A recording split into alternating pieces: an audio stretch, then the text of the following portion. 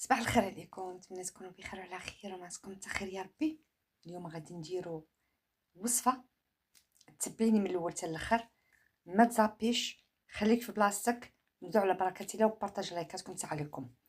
اول حاجه غادي ناخذ هذا حليب نيدو، هو الاول. هنا غادي ناخذ دانون مسوس حتى هوايا معلقه. ناخذ هنايا النشا،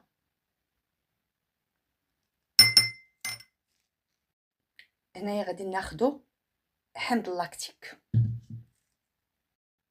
غنكبو هنايا شويه ديال حمض اللاكتيك بهذه الطريقه.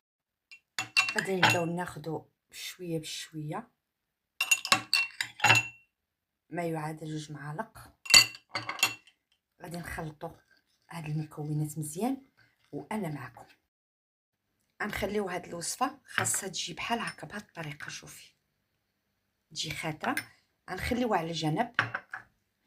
غنجيبو الطبيسيل نكبو فيه شويه ديال حمض اللاكتيك.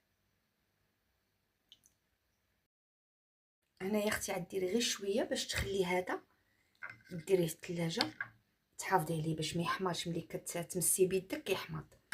غادي ناخذو، غادي نديرو البشره ديالي وغادي نرجع معكم.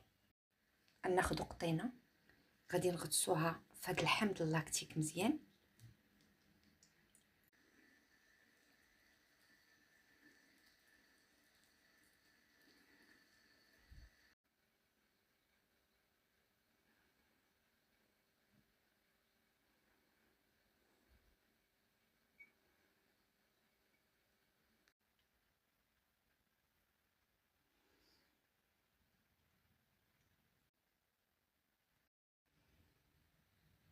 هذه هي الوصفه حبيباتي، شتيها؟